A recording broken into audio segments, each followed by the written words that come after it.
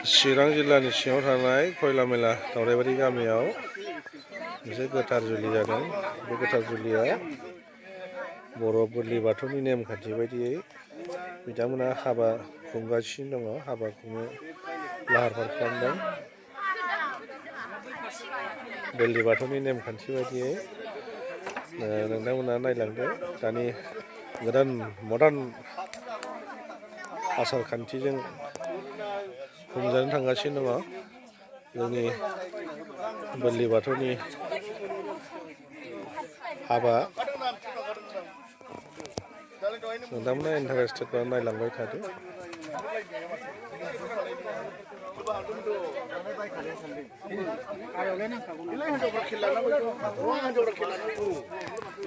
हौवा गोदान हिनजाव गोदान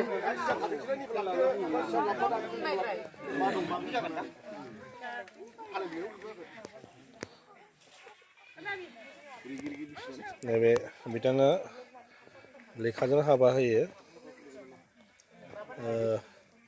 जोंनि निसिमा बाथौ आन्सलिकनि सिङाव थानाय बोरलि बाथौ नेमखान्थिजों बिथाङा लेखाजों हाबा होयो। मा नाम मोनलाय? मनेस्वर बसुमतारी थाइगिर दन्दरनि बिथाङा। मा नाम लायो हिनजाव? हिनजाव गोदान लाइमोन बसुमतारी। औ, हौवा गोदाना बिदान बसुमतारी आरो हिनजाव गोदाननि मुङा लाइमोन बसुमतारी।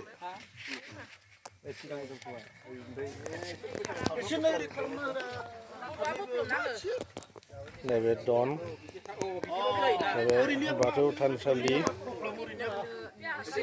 नैबे बैराथिफोर।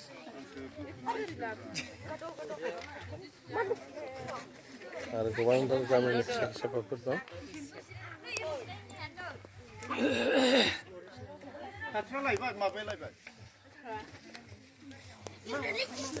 दा हाबाखौ जागायसिगोन। बिथां मनेस्वर बसुमतारी, बिथाङा थाइगिर दन्दरनि।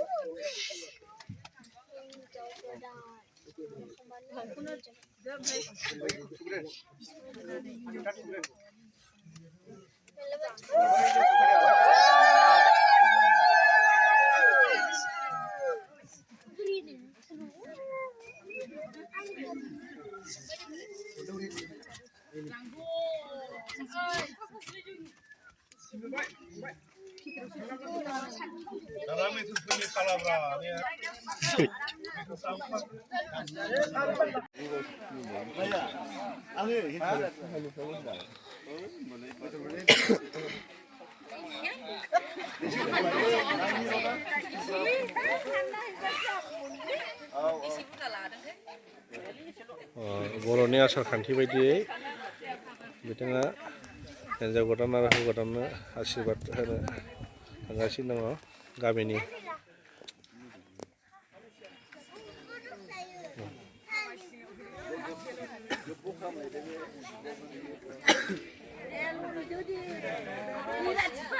दा गिसिबजों बरायगोन बिनाय बसुमतारी बिथाङा गामिनि।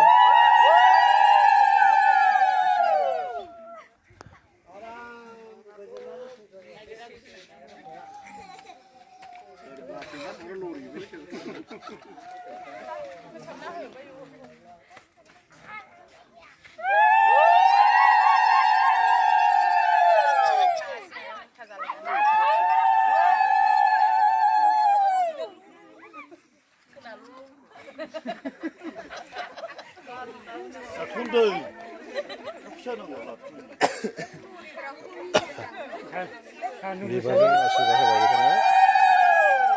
सान्दुं गोसायाव एसे थाबथा थाबथा जायो।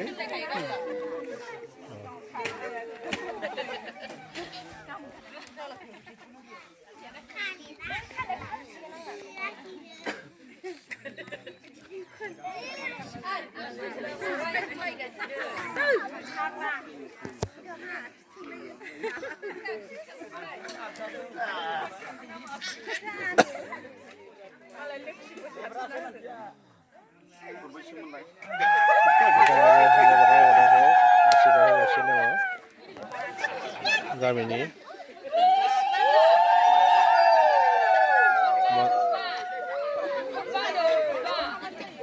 कनक इसिलारि बिथाङा गामिनि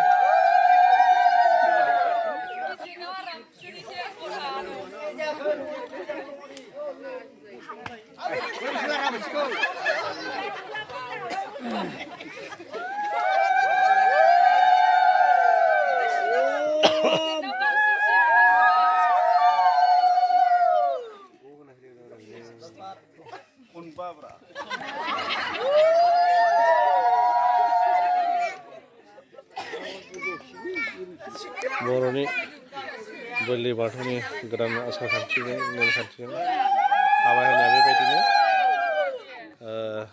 आंनि दिनैनि सुंद' भिडिअ'आ बेखिनियाव जोब्बाय गोजोन्थों थेंक इउ